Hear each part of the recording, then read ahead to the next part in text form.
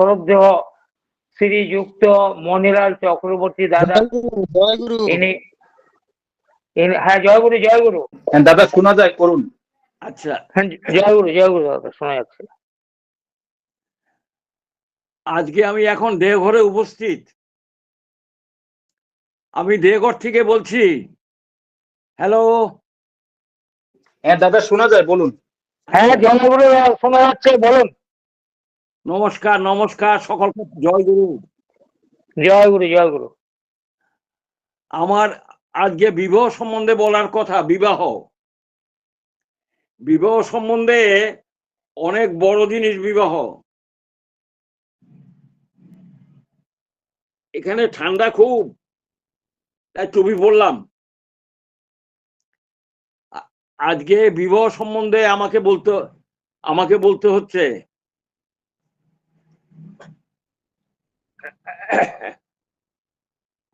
কোথায় বইটা রাখলাম আবার, কোথায়?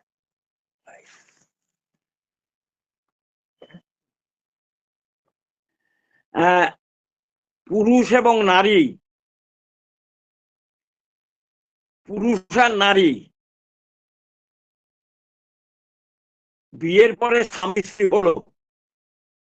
বুঝতে পারছেন? Hello hello. হ্যাঁ, বুঝতে পারছি। বলেন, আপনি বলেন।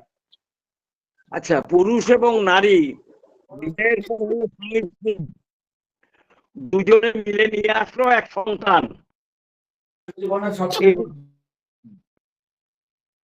প্রজনন কাকে বলে?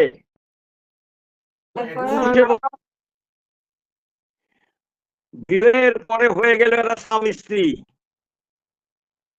একটা পুরুষের সাথে নারীর যখন বিবাহ হলো, তখন তারা হলো স্বামী আর স্ত্রী। আর এদের মধ্যে মিলনের ফলে চলে আসলো একটা সন্তান। এইটার নামে হচ্ছে প্রজনন।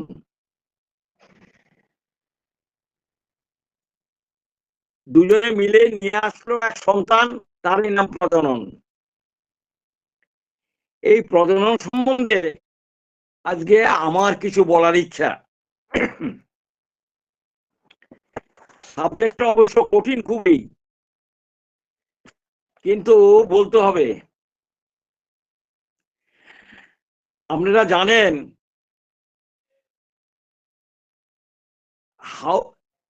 এক্সম্যান সাহেব আসছিলেন 1961 সালের 8ই আগস্ট। এক্সম্যান সাহেব আসার পরের দিন 9 সেপ্টেম্বর, খুব সম্ভব 9 সেপ্টেম্বর 1961, ঠাকুরকে প্রশ্ন করে বলছেন, আমেরিকাতে কোনো আদর্শ নাই, আমাদের কোনো গুরু নাই, ঠাকুর আপনি দয়া করে যাবেন আমেরিকায়? আমাদের গুরু হচ্ছে বিজ্ঞান, ধর্ম, বীর্য ইত্যাদিকে নিয়ে আমরা চলি। এই কথা বললেন এক্সম্যান সাহেব। আমাদের আদর্শ পুরুষ বলে কেউ এখানে নাই আমেরিকাতে। আমাদের আছে, আমাদের আমেরিকান লোকেরা যে উন্নতি করে তার কারণ হচ্ছে ওরা বিজ্ঞানকে ভালোবাসে, ওরা যোগ্যতার পূজারী। এই কথা এক্সম্যান সাহেব ঠাকুরকে বললেন।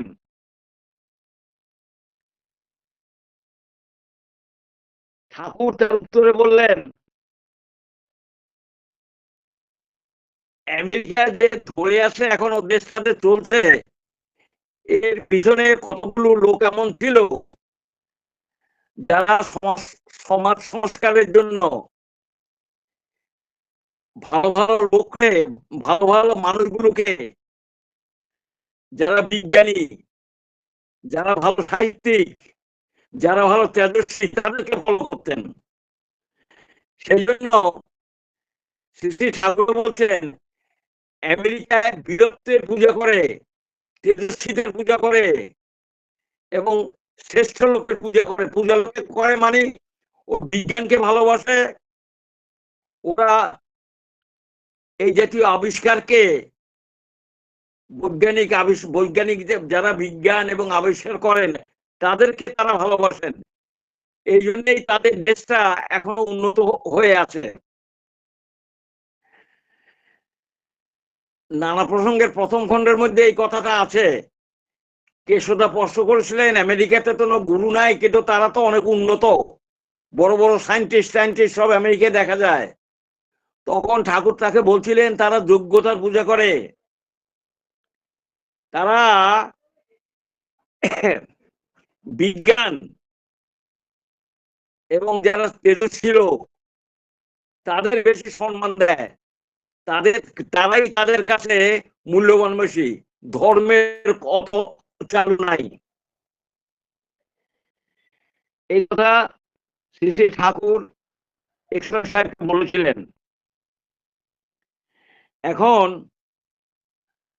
আমাদের প্রশ্ন হলো, আমরা ভারতীয় যারা, তারা ধর্মকে খুব মানি, আদর্শকে মানতে চেষ্টা করি, কিন্তু আমাদের তো তেমন বড় বড় বিজ্ঞানী, বড় বড় ওদের দেশের মতো বড় বড় সাহিত্যিক, শেক্সপিয়ারের মতো সাহিত্যিক, নাটক লেখক, বার্নার্ড শ, আলেক্সিস কারেল, কত ভালো ভালো লোক ওদের দেশের মধ্যে জন্মগ্রহণ করেছিলেন। দেশটাকে প্র্যাকটিক্যালি ওয়ার্ল্ডটাকে তারা প্র্যাকটিক্যালি চালায় বললেই হয়। এই অ্যাটম বোম টম আবিষ্কার ওদের মাথা দিয়েই বের হয়।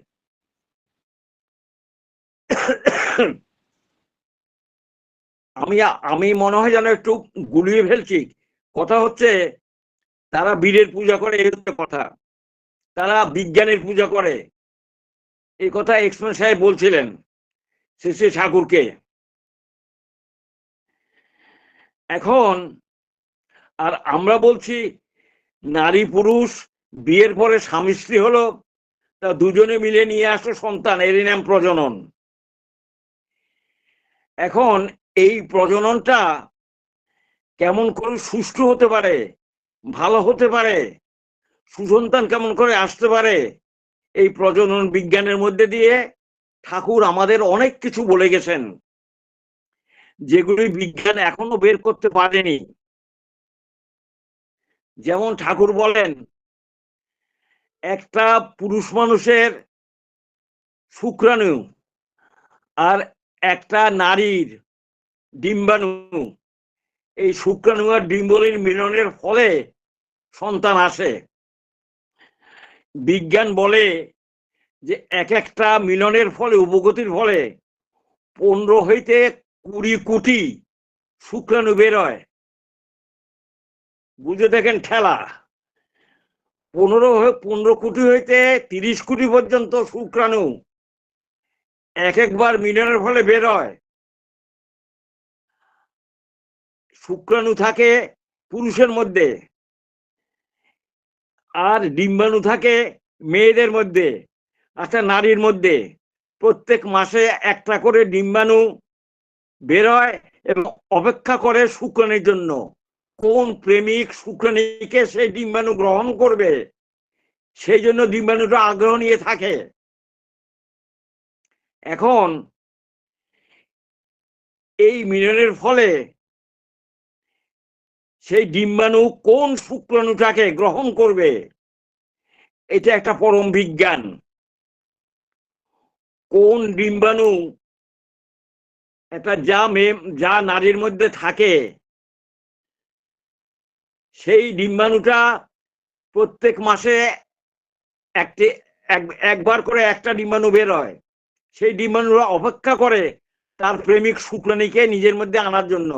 ডিম্বাণুটা নারীর নিজস্ব সম্পদ, আর এদিকে শুক্রাণুটা হচ্ছে পুরুষের মধ্যে থেকে বের হয়, সেটা সে দিয়ে দেয়। এখন ব্যাপার হচ্ছে এই ডিম্বাণু যেটা নারীর মধ্যে থাকে, সেই ডিম্বাণু কোন শুক্রাণুটাকে আহ্বান করবেন, সেটা ঠাকুর বলে গেছেন। এটা বড় সাংঘাতিক বিজ্ঞান। কোন শুক্রাণুকে যে কাছে টেনে নিবে, সেটা নির্ভর করে নারীর ডিম্বাণুর প্রতি। শুক্রাণু দেখতে মাথাটা গোল এবং একটা বড় লম্বা লেজ আছে। এই শুক্রাণু যখন ডিম্বকোষের মধ্যে প্রবেশ করে, কেমন করে প্রবেশ করবে, কে প্রবেশ করবে, সেটা নির্ভর করে নারীর উপরে। নারীর মধ্যে একটা জিনিস আছে, তাকে বলে অ্যাক্রোজম। অ্যাক্রোজম বলে একটা আবরণ আবরণ থাকে ডিম্বাণুর মধ্যে। সেই আবরণটা শুক্রাণুর পরশে সেই কি বলে এই অ্যাক্রোজমটা গলে যায় এবং মাথাটা ওর মধ্যে প্রবেশ করে, আর লেজটা চতুর্দিকে থাকে, এই ডিম্বাণুর মধ্যে প্রবেশ করে, সেটার নাম হলো জাইগট। এখন এই যে অ্যাক্রোজমটা কোন শুক্রাণু গলিয়ে দিবে, সেটা নির্ভর করে নারীর ডিম্বাণু ভাবের উপরে, স্বামীর অনুরাগের প্রতি। সেই ডিম্বাণুর এমন তোর একটা ঝোঁক থাকে, স্বামীর প্রতি এমন ভালোবাসা থাকে, এমন তোর লক্ষ্য থাকে, সেই সেই স্বামীর প্রতি, স্বামীর থেকে বের হওয়া শুক্রাণুর সেই শুক্রাণুকেই ওই ডিম্বাণু আবাহন করে, অন্যগুলো আবাহন করে না। আর কোটি কোটি ওই ডিম্বাণু যেগুলি আর শুক্র যেগুলি আসে, সেগুলি ওই যোনি পথে মরে যায়। শ্রী শ্রী ঠাকুর এই জায়গায় একটা কথা বললেন যে এই শুক্রাণুগুলো যোনি পথে মরে যায়, সেগুলো ম্যানিউরের কাজ করে, ম্যানিউর সারের কাজ করে। সেজন্য আমরা বলি বিয়ের জল পড়লে শরীর ভালো হয়। এই কথা এখনো বিজ্ঞান বলতে পারেনি। কথাটা কতখানি বুঝাতে পারলাম জানি না। অনেক তো শুক্রাণু বেরোয়, একটা শুক্রাণুকে নেয় ডিম্বাণু, কাকে নিবে তাকে, যেই অ্যাক্রোজমটা যে ডিম্বাণুকে ঘিরে রয়েছে, আবরণ যেটা রয়ে গেছে, সেই আবরণের ভিতরে যেই ডিম্বাণু আছে, তার মধ্যে ক্রোমোজোম টোমোজোম সব আছে, জিনও আছে। এর 23টা, এরও 23টা, দুজনে 23টা করে থাকে। কিন্তু নারীর যে ডিম্বাণুর মধ্যে যেই জিনগুলো, যে ক্রোমোজোমের মধ্যে যে জিনগুলো থাকে, সে যাকে ভালোবাসবে, সে যাকে আহ্বান করবে, স্বামীর রূপ গুণ বীর্যতা দেখে, সেই শুক্রাণুটাকে, স্বামীর থেকে আগত সেই শুক্রাণুকেই সে নিজের মধ্যে নেয়। তখনই হয় জাইগোট ফর্ম। যাকে তাকে নেয় না, নেয় স্বামীর ভাবের উপর, স্ত্রীর ভাবের উপরে সেটা নির্ভর করে, স্ত্রী সেটা আহ্বান করে। সেজন্য কোন সন্তান নিবে না নিবে, কোন সন্তান আসবে না আসবে, সেটা নির্ভর করে, শ্রী শ্রী ঠাকুর বলেন, নারীদের উপরে।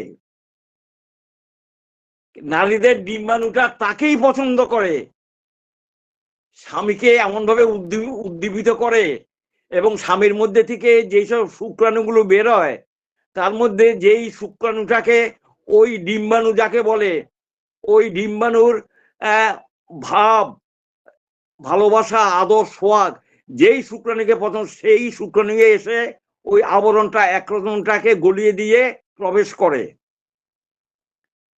সেজন্য এই প্র্যাকটিক্যালি সন্তান আনয়নের ব্যাপারটা নির্ভর করে সম্পূর্ণ নারীদের উপরে। নারীরাই চয়েস করে, নারীরাই আবাহন করে, নারীরাই সেই শুক্রকে আবাহন করে যার প্রতি তার অ্যাট্রাকশন আছে। আর অ্যাট্রাকশনটা মানে হচ্ছে নারীর ভাব, ভালোবাসা স্বামীর প্রতি, স্বামীর বীরত্ব, স্বামীর তেজস্ব, স্বামীর ভালোবাসার মধ্যে যদি যেই ডিম্বাণুটা বেশি আগ্রহশীল, সেই ডিম্বাণুটাই ওই শুক্রটাকে নিয়ে আসে। সেই জন্য শ্রী শ্রী ঠাকুর বলেন, ঝগড়া করে যদি কোনো মেয়ে মানুষ মিলিত হয়, তাদের ভালোবাসা না থাকে, ভাবনা থাকে, তখন সেখানে সেই ডিম্বাণু ভালো শুক্রাণুকে গ্রহণ করে না, বাজে একটা নিম্ন স্তরের শুক্রাণুকে গ্রহণ করে। এটাকে এক কথা বলা যায় প্রতিলোম বা বিবাহ বিভ্রাট যাকে বলে। স্বামী স্ত্রীর মিলনের অভাবের দরুনে, ভালো ছেলে স্বামী স্ত্রীর মিলনের সময় ভালো ভাব যদি না থাকে, স্ত্রীর ভালো যদি প্রশংসা না থাকে, ভালো যদি স্বামীর প্রতি অনুরাগ না থাকে, তাহলে সেই ডিম্বাণু ভালো শুক্রাণুকে নিজের মধ্যে নেয় না। নেয় তাকেই যেই শুক্রাণু, যেই ভাবের দ্বারা, যেই ভালোবাসার দ্বারা, স্বামীর যে ভালোবাসার ফলে যে লাখো লাখো যে আসে, শুক্রাণু আসে, ওই স্ত্রী শুধু সেটাকেই গ্রহণ করে, সেইভাবেই সে থাকতে চায়, যেই ভাব নিয়ে সে স্বামীর সাথে মিলিত হয়। সেই জন্য এইটা ব্যাপারটা অনেকটা ভাবের ব্যাপার। শ্রী শ্রী ঠাকুর অনুকূলচন্দ্র এইখানে একটা কথা বলেছেন, সেই কথাটা হচ্ছে এইটা যে শুক্রাণুর মাথায় আবরণীর নাম অ্যাক্রোজেম। প্রথমে আসা শক্তিশালীতম শুক্রাণুটির অ্যাক্রোজেম থেকে এবার বেরিয়ে পড়লো উৎসেচক রস। মুহূর্তে তা গলিয়ে দিল ডিম্বাণুকে ঘিরে থাকা আবরণীর কোনো একটা জায়গাকে। সেই ফাঁক দিয়ে ছোট্ট শুক্রাণু ঢুকে পড়লো প্রেমিকা শুক্রাণুর কোষহৃদয়ে। এ কথা লেখা আছে। শ্রী শ্রী ঠাকুর বলেন, পুং ও স্ত্রীং বীজাণুর অন্তরে থাকে ক্রোমোজোম। স্ত্রীর মধ্যেও থাকে ক্রোমোজোম, পুরুষের মধ্যে থাকে ক্রোমোজোম। মানে ক্রমান্বয়ী তাৎপর্যে উদ্ধৃতি ও বর্ধনার অনুপ্রেরণ সম্বেগ যার ভিতরে নিহিত থাকে, যা ঠাকুরের ভাষা। ঠাকুর বলেন, আবার বলছি, ঠাকুর বলেন পুং এবং স্ত্রী বীজাণুর অন্তরে থাকে ক্রোমোজোম। দুজনের মধ্যে ক্রোমোজোম থাকে 23টা করে। এখন এও ঠিক যে স্ত্রীর যে ক্রোমোজোম থাকে আর স্বামীর যে ক্রোমোজোম থাকে আলাদা আলাদা। কেন এই জন্য বলছি, স্ত্রীর ক্রোমোজোম গুলো স্বামীর ক্রোমোজোমকে পুষ্ট করে, পালন করে, পোষণ দেয়। আর পুরুষের যে শুক্রাণুর মধ্যে যে ক্রোমোজোম বা জিন থাকে, ক্রোমোজোমের মধ্যে জিন থাকে, সেগুলি গুণাবলী বহন করে। সেই গুণাবলী গুলিকে পোষণ দেয়, পালন করে, রক্ষা করে স্ত্রী। আর যেমন ঠাকুর বলেছেন, একটা কাঠামো আছে, দুর্গা প্রতিমার কাঠামোটা আছে যে কাঠ দিয়ে তৈরি করে, ওই কাঠামোটা হলো শুক্র। আর আর যেই শুক্রটা ওই চতুর্দিকে ওই ওই কাঠামোটাকে যা চোখ টোক ইত্যাদি যা কিছু দেয়, শরীর টরীর দেয়, এই সমস্ত কিছু করে ডিম্বাণু। ঠাকুর এই কথা বলছিলেন, আমাকেও বলছিলেন, দেখিস তো এটা খুঁজে পাস কিনা, যে কাঠামোটা হচ্ছে আসলে শুক্র। এবং ওই কাঠামোর সাথে যখন ওই ডিম্বাণু এসে মিলল, ওই শুক্ররূপ কাঠামোর সাথে যখন ডিম্বাণুটা মিললো, শুক্রটা যখন ভেদ করলো থাকে, তখন ওই ডিম্বাণুর কাজ হচ্ছে ওই কাঠামোটাকে নার্চার দেওয়া। নার্চার দেওয়া মানে ওকে ফুলে ফেলে চোখ, নাক, কান, শরীর টরীর সবকিছু ওই কাঠামো দেয়। সেই জন্য নারী হচ্ছে মাটি আর পুরুষ হচ্ছে বীজ, এই কথাও ঠাকুর বলে গেছেন। এই জনিক্ষণ হতে রজবীজে মিলিত হয়ে জৈবিক সংস্কৃতি শরীর জীবনে তদনুপাতিক উদ্ভিন্ন হয়ে উঠবার প্রেরণা পেয়ে থাকে। এটা বিজ্ঞানের ভাষায় বলে ক্রোমোজোম, আর ঠাকুর বলছেন ক্রোমোজোম। ওটা করফলা ওকার ময়কার বগিয়ে যায় ওকার ম, ক্রোমোজোম বলে বিজ্ঞানীর ভাষায়। আর ঠাকুর বলছেন করফলা ম জ ম, ক্রোমোজোম। আর জনি ঠাকুর বলেন জনি, জনিকে বিজ্ঞানের ভাষায় বলে জিন। আর পুংবীজাণুর নাম হলো শুক্রাণু, আর স্ত্রীবীজাণুর নাম হলো ডিম্বাণু।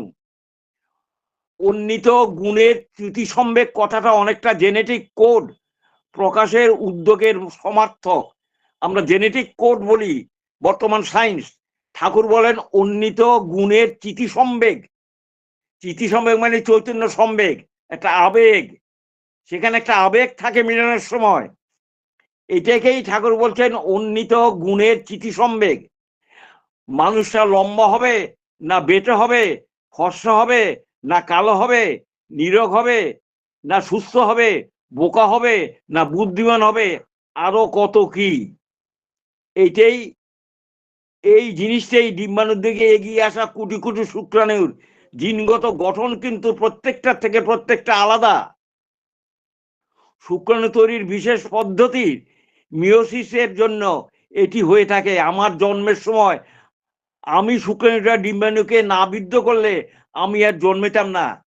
আমি যে শুক্র মণিলাল চক্রবর্তী, আমার যে শুক্র বিষটা আমার বাবাই দিল, এই শুক্র বিষটা জন্মগ্রহণ করতো না যদি সে ডিম্বাণুকে সাথে বিদ্ধ না হতো, আবদ্ধ না হতো। ঠাকুর বলেন সারা জীবন ধরে মানুষ স্মৃতি সঞ্চয় করে, মাথায় তার ছাপ থেকে যায়। মৃত্যুর সময়ে সেই স্মৃতিবাহীগুলো মানুষটির চেতনায় ভেসে উঠে সারা জীবনের ভিত্তিতে সব শেষে একটি বিশেষ ও সবচেয়ে প্রভাবশালী স্মৃতিভাবেই শেষ সময়ের চেতনার স্থায়িত্ব পায়। শেষকালে মানুষ বলছে সারা জীবনে কর্মচিন্তার ভিত্তিতে সবশেষে একটি বিশেষ ও সবচেয়ে প্রভাবশালী স্মৃতিভাবেই শেষ সময়ের চেতনার স্থায়িত্ব পায়। সেই সময় আত্মা সূক্ষ্ম কম্পনশীল, আত্মা মানে একটা প্লাসিং বডি, সূক্ষ্ম কম্পনশীল ওই বিশেষ ভাবস্পন্দনটি নিয়ে দেহ ছেড়ে চলে যায়। আমাদের দেহ ছেড়ে কে যায়? একটা প্লাসিং বডিটা যায়, ওই সম্বেগটা যায়, স্মৃতিভাবেই সেই সময়ের চেতনার স্থায়িত্ব পায়। সেই সময় আত্মা সূক্ষ্ম কম্পনশীল ওই বিশেষ ভাব স্পন্দনটিকে নিয়ে দেহ ছেড়ে চলে যায়। আবার কেমন করে কি হয় দেখেন, স্পন্দন রূপ আকারে জীবদেহ সংস্কার হিসাবে আত্মা কোথাও না কোথাও থেকে যায়। নারী পুরুষের মিলনকালে ওই আত্মা আবার সমভাব বিশিষ্ট শুক্রাণীতে আবিষ্ট হয়। মিলনের সময় মায়ের মানসিক ভাব যেমন থাকে, মায়ের ডিম্বাণীও সেই ভাব পায়। মায়ের মানসিক ভাবের অর্থাৎ মেয়েদের মানসিক ভাব তখন যেই অবস্থায় থাকে, মায়ের মিলনের সময় মায়ের মানসিক ভাব যেমন থাকে, মায়ের ডিম্বাণুটিও সেই ভাব পায়। ওই ডিম্বাণুর মধ্যে সেই ভাব পায়, মানসিক অবস্থা যেমন থাকে মেয়েদের। এবার ডিম্বাণুটিও সেই সেই শুক্রাণুকেই জড়িয়ে ধরে, যার ভাব ডিম্বাণুটির সমভাবাপন্ন, তাকেই আঁকড়ে ধরবে।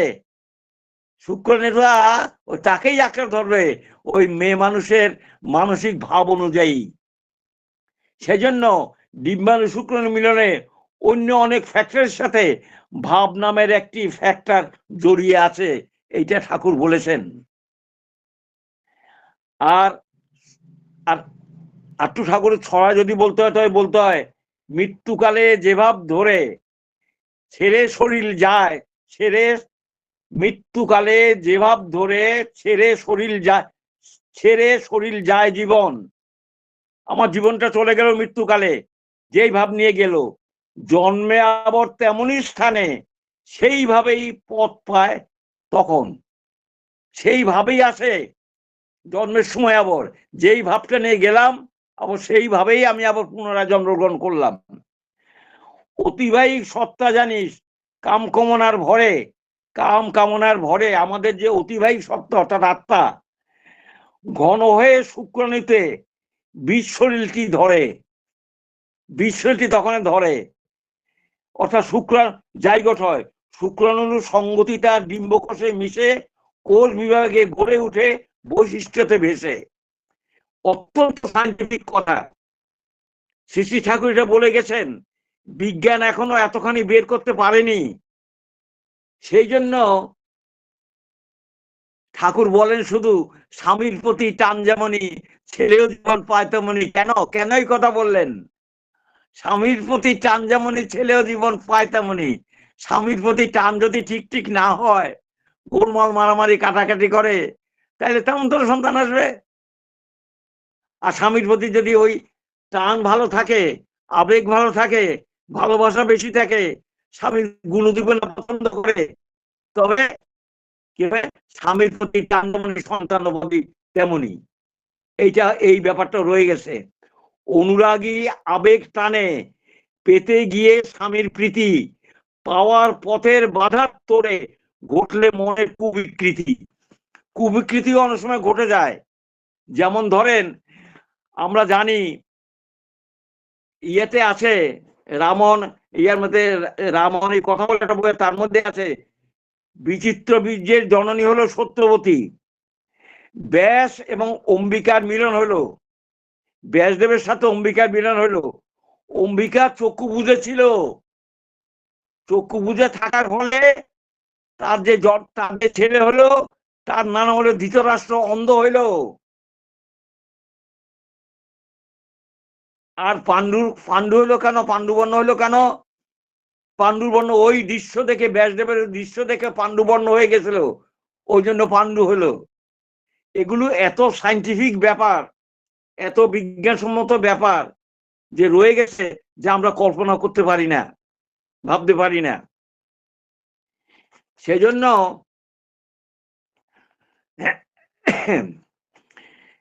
আসল যেই সায়েন্সটা, এই প্রজনন সায়েন্সটা ঠাকুর এত বিশদভাবে বলে গেছেন তার অনুশ্রুতি বইতে, আলোচনা প্রসঙ্গের মধ্যে এবং নারীর পথে ইত্যাদি বইয়ের মধ্যে, যে এগুলি আমাদের কাছে অনেকটা থিওরিটিক্যাল মতো মনে হয়।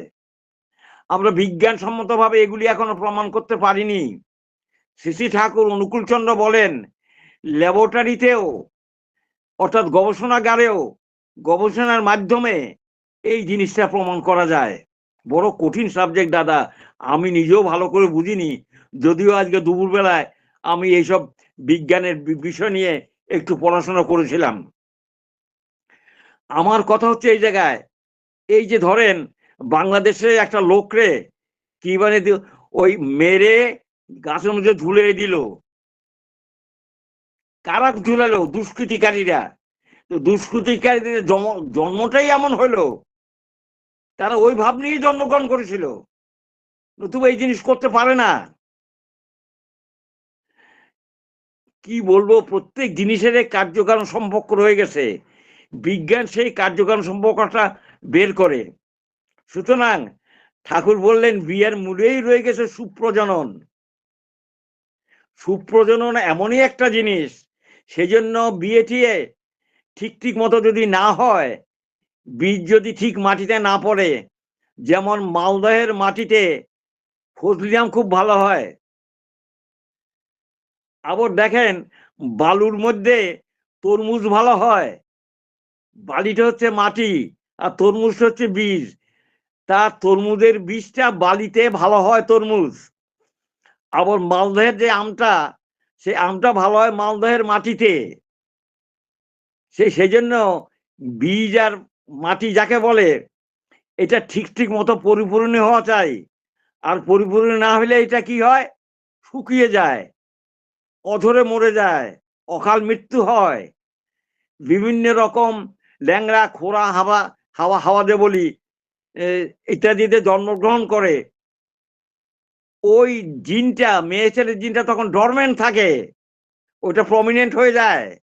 তো কথা হচ্ছে, আমার সহজ কথায় বলতে গেলে এইটুকু বলি, মিলনের উদ্দেশ্য হচ্ছে ভালোবাসা, মিলনের উদ্দেশ্য হচ্ছে আবেগ, মিলনের উদ্দেশ্যে আনন্দ, মিলনের উদ্দেশ্যে আমি তাকে সম্পূর্ণরূপে আবাহন করি। এই যে আবাহনের ইচ্ছাটা যত সুন্দরভাবে হবে, যত ভালোভাবে হবে, যত দীপ্ত হয়ে উঠবে, সেখানে আনন্দও বেশি, সন্তানও ভালো হয় এবং প্রজন্মও, আমাদের ভবিষ্যৎ প্রজন্ম সুন্দর হয়ে উঠে। এই কথাটা ঠাকুর শ্রীয়ার দাসকে বলেছিলেন, চিত্তরঞ্জন দাসকে বলেছিলেন, দাদা বিবাহ ঠিক করেন, 20-25 বছর পরে আপনি এমন তত্ত্বরে ছেলে পাবেন যেগুলি স্বাধীনতার জন্য, দেশের জন্য এরা খুব কাজে আসবে। চিত্তরঞ্জন দাস সেটা পরে উপলব্ধি করেছিলেন। সুভাষচন্দ্র বসু আগে স্বামী বিবেকানন্দের শিক্ষাটাকে বেশি জোর দিতেন, কিন্তু শ্রী ঠাকুরের সাথে সাক্ষাৎ হওয়ার পরে তিনি বুঝতে পারলেন যে শিক্ষার আগেও আমাদের দরকার হচ্ছে ভালো করে বিবাহ, সুবিবাহের প্রয়োজন, সুপ্রজনের প্রয়োজন। সেজন্য ঠাকুরের একটা বিজ্ঞান হচ্ছে বিবাহ এবং সুপ্রজনন। এই বিবাহের মধ্যে সুপ্রজনন রয়ে গেছে। এই বর্ণটর্ণ যাকে বলি আমরা, এই যে বিভিন্ন রকম মানুষ আছে, বিভিন্ন রকম কোয়ালিফিকেশন আছে, এক একটা মানুষ জন্ম থেকেই দেখা যায় বিজ্ঞান নিয়ে ঘাটাঘাটি করে। নিউটন বসে আছেন, আপেলটা পড়ে গেল, নিউটন ভাবটা আপেলটা নিচে পড়লো কেন, উপরে কেন গেল না? নিউটনের মাথায় এটা খেললো। কেন খেললো? নিউটন ওইভাবে জন্মগ্রহণ করেছিলেন, ওইভাবে তার পিতা মাতা ছিল, যার জন্য ওই সাইন্টিফিক দৃষ্টিভঙ্গি যাকে বলে সেটা তার মধ্যে অনুসৃত ছিল জিনের মধ্যে। জিন কতগুলি গুণ বহন করে, ক্রোমোজোমের মধ্যে জিন থাকে। ক্রোমোজোম কথার মানে হচ্ছে ইংরেজিতে বলে কালার বডিজ। কালার বডিজ, এই কালার বডিজের মধ্যে জিন থাকে, ক্ষুদ্রাতি ক্ষুদ্র জিন থাকে, জিনগুলোর মধ্যে গুণ থাকে। এই গুণের পরিবেশন দেয় কে? মাতৃজিনগুলো। মায়ের যে জিনগুলো আছে,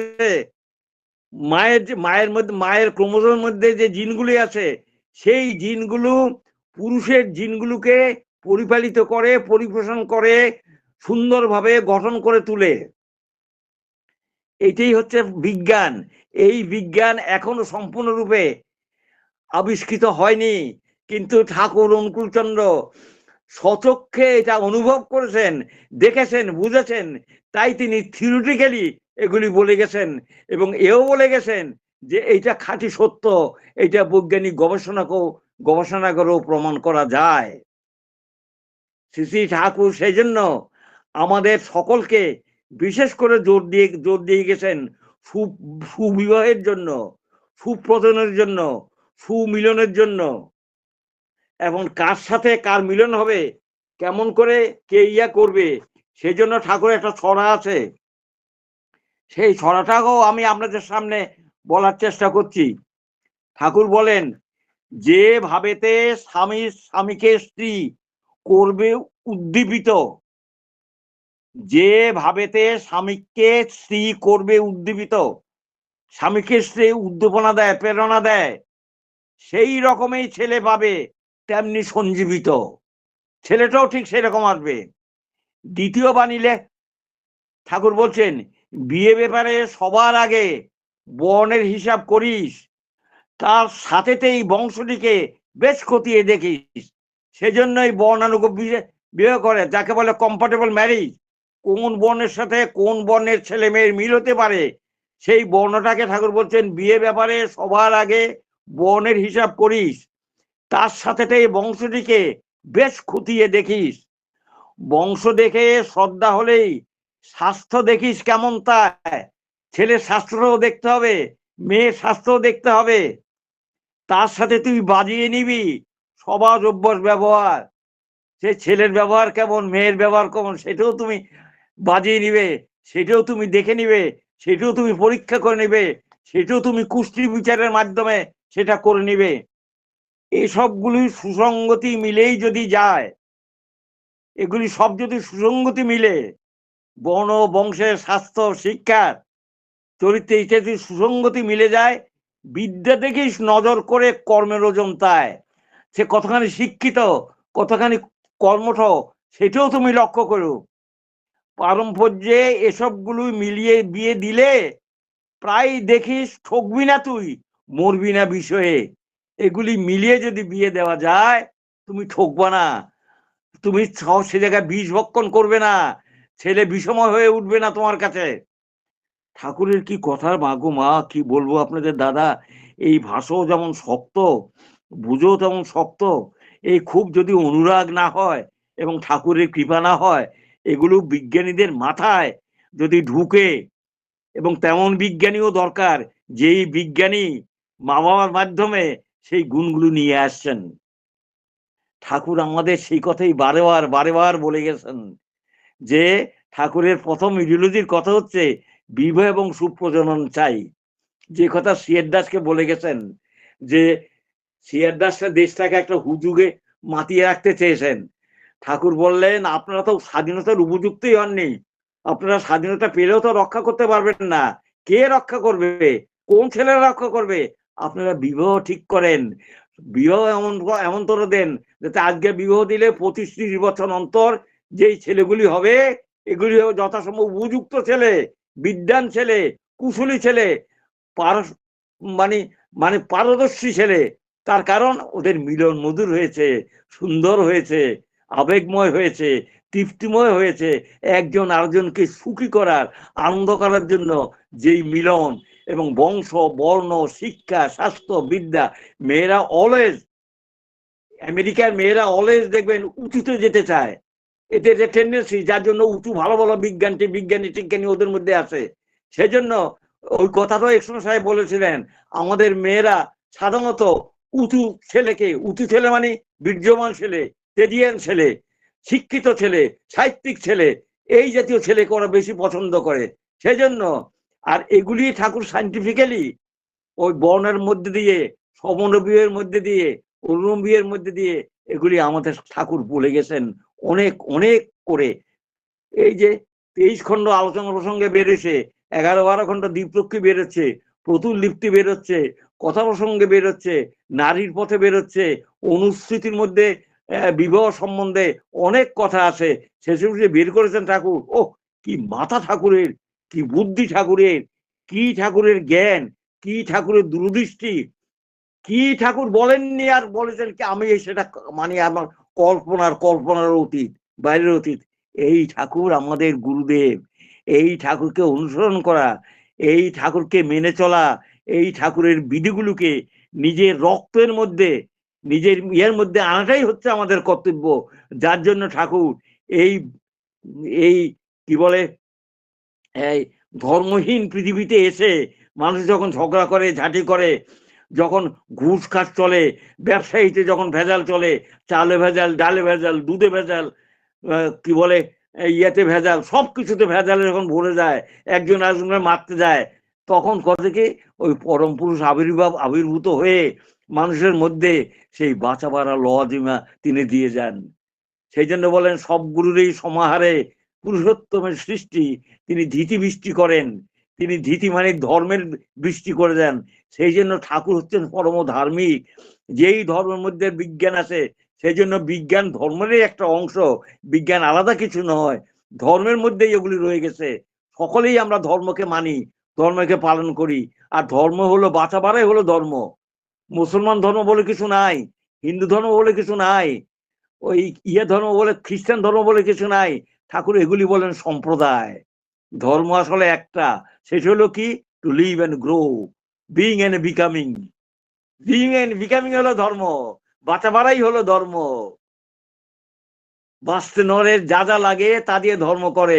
ওই ওই সম্প্রদায়, ওইগুলো হচ্ছে সম্প্রদায়, ওগুলি ধর্ম নয়। কিন্তু আমরা সেগুলি বিকৃত করে তুলি। ইসলাম কখনো বলেননি, হযরত রাসূল কখনো বলেননি তোমরা ধর্ষণ করো, তোমরা বাড়িঘর পুড়িয়ে দাও, তোমরা অন্যকে ধর্মান্তরিত করো। এই মুসলমানের মধ্যে যে যিশু, এই হযরত এসেছিলেন, তিনি কখনোই কথা বলেননি। আপনারা পড়ে দেখবেন তার ওই ইয়েতে কি বলে, শেষ শেষ নমাজের সময় তিনি যে দিয়ে বক্তৃতা দিয়ে গেছেন, হযরত রাসূল বিশ্বনবী বইতে আছে, সেখানে বলে গেছেন তোমরা নারীদের সম্মান করো, তোমরা অন্যের সম্পত্তি লুণ্ঠন করো না, বাড়িঘর পোড়ান দিও না, ইত্যাদি ইত্যাদি কথা তিনি শেষ শেষ মানে নমাজের সময়, লাস্ট নমাজ যে করেছিল, সেখানে তিনি এগুলি বলে গেছেন। আর যিশুও বলে গেছেন তুমি ডাইভোর্স করো না, ডাইভোর্স করা ভালো না, ডাইভোর্স মেয়েদেরও বিয়ে করা ভালো না, এ কথা বলে গেছেন। কিন্তু আজকাল আমরা এগুলি শুনি না, আমরা ডাইভোর্স আন করেছি। শ্রী শ্রী ঠাকুর হচ্ছেন পরম বিপ্লবী, যেটা সত্য, যেটা খাঁটি, সেটা তিনি বলে যান। বর্তমান সমাজের রাজনীতির সাথে ঠাকুরের রাজনীতি খাটে না। ঠাকুর যেটা মঙ্গল, যেটা সকলের পক্ষে ভালো, সেটাই তিনি বলেন। সে জায়গায় তিনি শাসনের, বর্তমান শাসনের ধার ধারেন না। তিনি সত্তার প্রতীক, সাত্ত্বিকের প্রতীক, সাত্ত্বিক যাতে আসে, ধর্মভাব যাতে আসে, সুস্থ জিনিস, সেটাই তিনি বলে যান। তিনি এই তথাকথিত শাসন, এদের ডাইভোর্স করো, ইয়ে করো, অমুক করো, তমুক করো, এইসবের মধ্যে তিনি নাই। তিনি হচ্ছেন কি, সত্তার প্রতীক। তিনি যেটা ভালো সেটা বলে যাচ্ছেন। সেই জন্য তার সাথে অনেক রাজনীতির যে নীতিগুলো, সেগুলি বনে না, সেগুলি বলতে পারে না। তার কারণ ঠাকুর সত্য শিবের পূজারী, সত্যের পূজারী, মানে আসল জিনিসের পূজারী।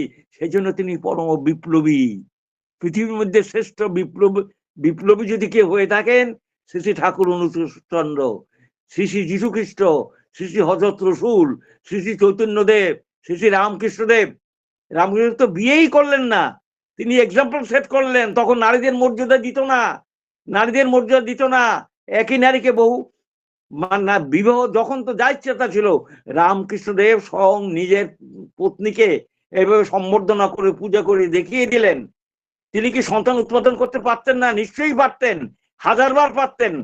কিন্তু তিনি নারীর সম্মানের জন্য, নারীকে পুজো করার জন্য, নারীকে মাতৃরূপে ভাবার জন্য, মানে নারীর যে বৈশিষ্ট্য আছে সেই বৈশিষ্ট্যের উৎসাহের জন্য তিনি নিজে সন্তান উৎপাদন করেননি। এটা এক্সাম্পল এই জন্য যে তোমরা নারীকে সম্মান দাও, নারীকে যা তার মর্যাদা দাও।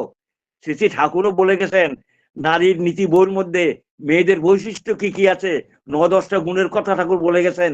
সেই সব জিনিসে তোমরা মর্যাদা দাও, আমরা মর্যাদা দেই, এইসব কথা তিনি আমাদের বলে গেছেন। অনেক শিক্ষা আমাদের দিয়ে গেছেন। আমরা কতটুকু নিয়েছি সেটাই হলো কথা। আমরা যতটুকু নিয়েছি ততটুকু হবে। আমাদের বর্তমান যিনি আছেন আচার্যদেব, সংঘাচার্যদেব যিনি আছেন, তিনি ঠাকুরের কথাই বলেন, ঠাকুরের প্রতিষ্ঠা করতে চান, ঠাকুরের বিধিগুলি তিনি মেনে চলতে চান। আসুন আমরা সকলে মিলে সেই বিধি, সেই অনুশাসন, ঠাকুরের যে বৈজ্ঞানিক ব্যাখ্যা আমরা এগুলি বের করি। যেমন ঠাকুর বলছেন ভাইব্রোমিটার যন্ত্র বের করা যায়, তেমনি ঠাকুর বলছেন সুপ্রজননের মাধ্যম দিয়ে সুসন্তান আসতে পারেই। কেন আজ আমাদের দেশের এরকম অবস্থা হলো? বুদ্ধদেবের সময় বহু মেয়ে মানুষ ভিক্ষুণী হয়ে গেল, এরা পরবর্তী বহু পুরুষ মানুষ ইয়ে হয়ে গেল, ভিক্ষুক হয়ে গেল। এর ফলে প্রজন্মের একটা বিরাট ক্ষতি হয়েছে এবং তার ফল আমরা এখনো ভোগ করতেছি।